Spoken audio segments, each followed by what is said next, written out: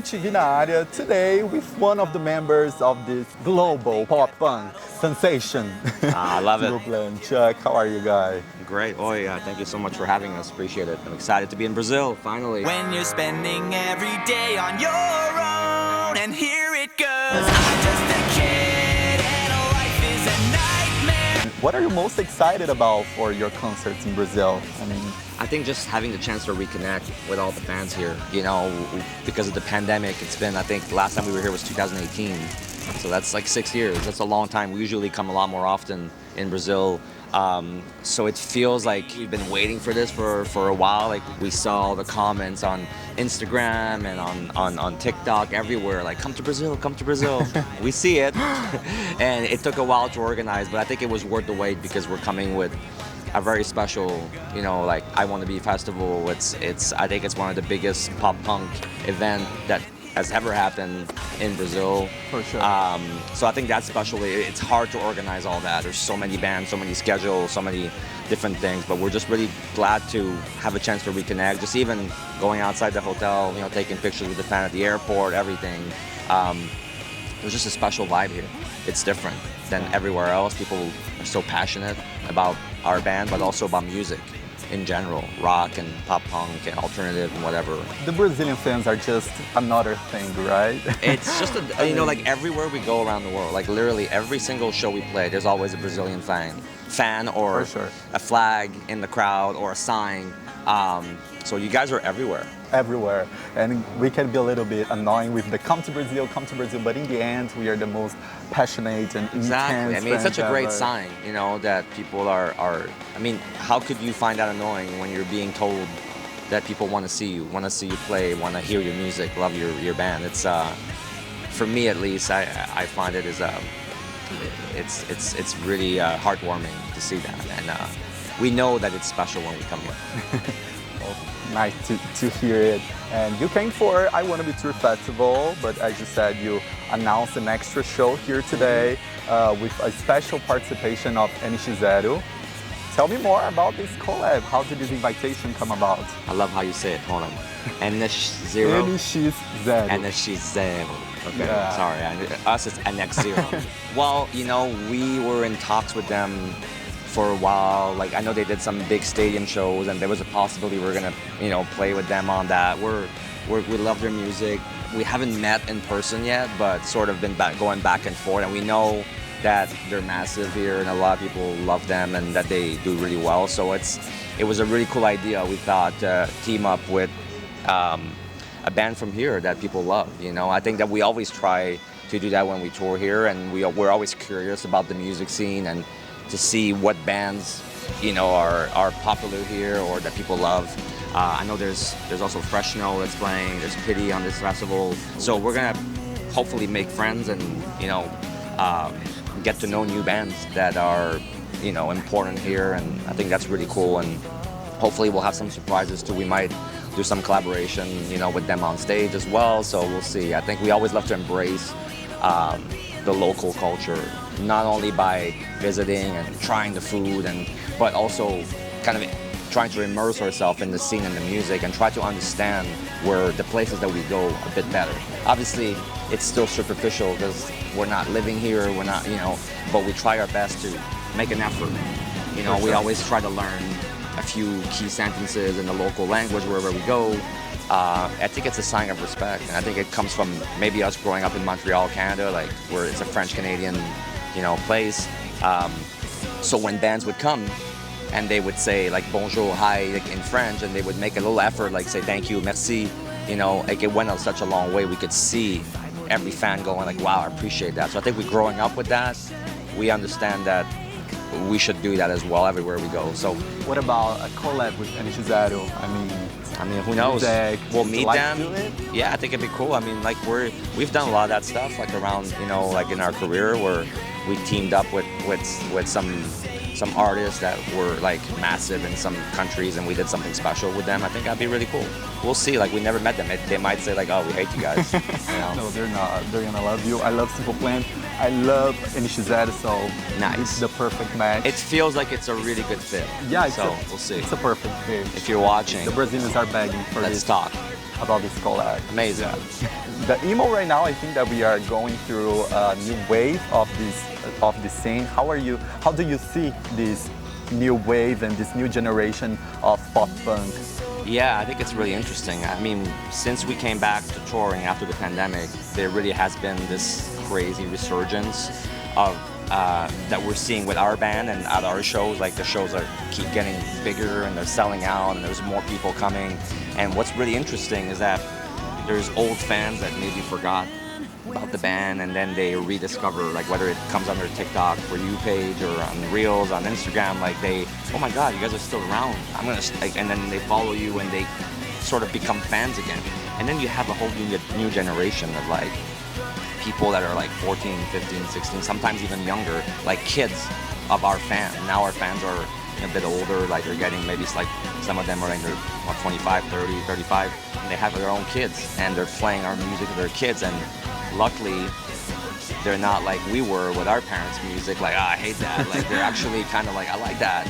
And so you're seeing a whole new influx of brand new, young, super young fans that are curious about the style. Also, there's new bands that are coming out, like, you had like Machine Gun Kelly, and you had like Olivia Rodrigo as well. That's kind of, being influenced. Yeah, exactly. Yeah, absolutely. Doing the kind of like a sound that's a bit influenced by maybe our scene. Here in Brazil, we have an expression that we say, o emo vive. Okay. Do you want to try to repeat it? O emo vive. O emo vive. O emo vive. O emo vive. Okay. That's perfect. What does that mean? That means the emo is still alive. O emo vive. Basically. So if I say that on stage, it's gonna be good? Yeah. Okay, you have to write it down for me, all right? Please, I'm gonna write it for you. You know what? It's really interesting. I feel like I think when songs have an impact on you, when you're going through like something, whether it's your teenage years or you're going through something amazing or something difficult, the music that was there, that was a part of your life at that moment, it becomes like sort of a part of you. And maybe you go away for a little while, but when you hear it again, it brings back all these memories. Some of them are amazing, some of them are maybe harder, but it's still part of who you were, and it reminds you of just how much music can have an impact and how it's really a fabric, it's part of your life, and I think that's what's happening. A lot of people are kind of like, they got jobs now, maybe they're parents, and life is sometimes a bit more complicated than they thought, and then the music brings them to a simpler time. And as you said about how the things goes on social media, we have, for example, I'm Just a Kid, that just got viral again on 2020. Yeah, that was crazy, yeah. That was pretty crazy. I mean, a song for 20 years ago just got viral again, and because of a social media trend. Yeah. How was that for you guys, like, to react to something? Yeah, it was kind of unreal. I mean, it was in the middle of the pandemic, right? Yeah. So we were all at home, and we all have kids now, and we're doing like homeschooling, and we're not feeling at all like we're in a band, or we're like, it's kind of like we put aside our identity as a band member. We were kind of like just normal people at home doing normal what everybody was dealing with, right?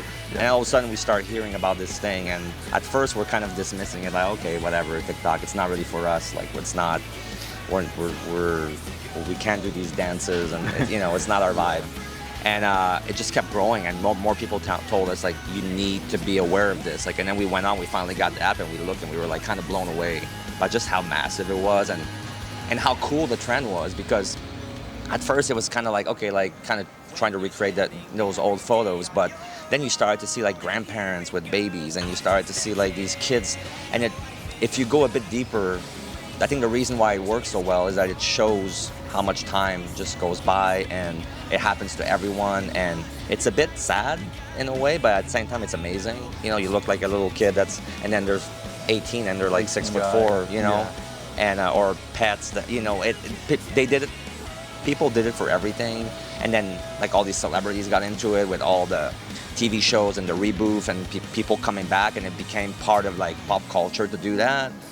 So for us to have that happen without any involvement, it was completely organic. I wish we would have been smart enough to plan it. It just happened. Organic. It started from one fan, I think in New Jersey, that did the first one, and then it just sort of slowly but surely just took over TikTok for that 2020, and it's still there, and it's been kind of magical for our band. I think it really helped kickstart the whole resurgence for us, and I think what it did is it made that song that was an important song, like a signature song for us, but it made it like pretty much like our most famous song that we have now, which it wasn't before.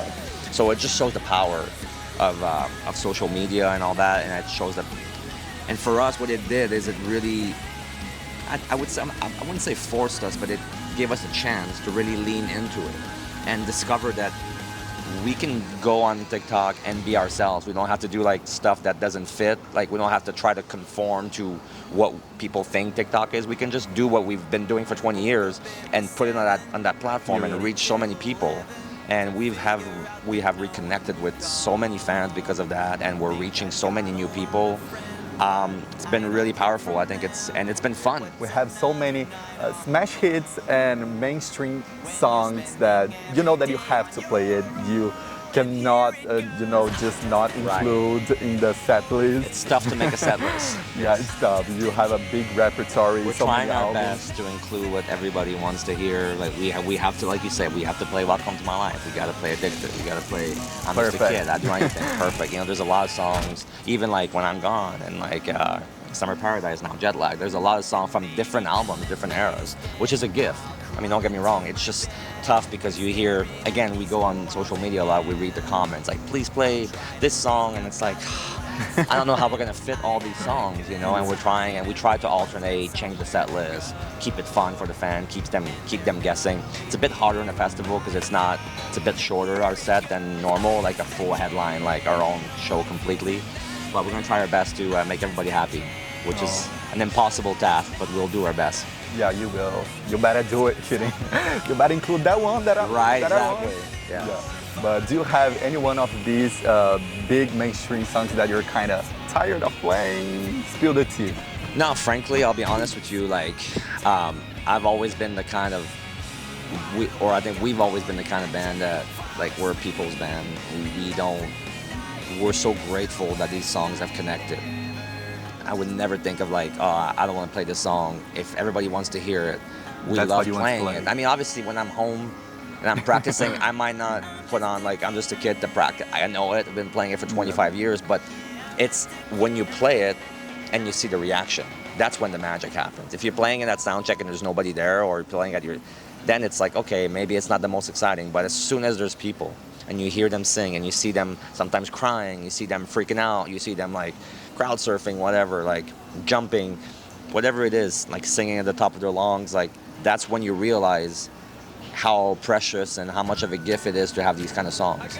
That even though you've played them 5,000 times, whatever, doesn't matter. It's still really cool.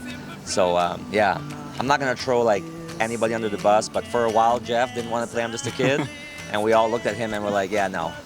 You're absolutely crazy. We're playing it. Sorry. For us to finish, I would like to ask you if you could choose any song of Simple Plan discography to dedicate to your Brazilian fans. What would it be? Wow, tough one. A tricky question. Yeah. Okay, I'll choose a few because I can't just choose one. But I'll choose Summer Paradise because that's how it feels here. Every time we think about like where we want to go on vacation and whatever, it's like, ah, man, I want to come to Brazil. So that's number one. I remember every word you said, and we were never gonna say goodbye. Yeah. Singing la da da da da. Number two would be Jet Lag because when we're not here, that's kind of, it feels like so far away. And I guess there's a bit of a love story with Brazil and Simple Plan, I think.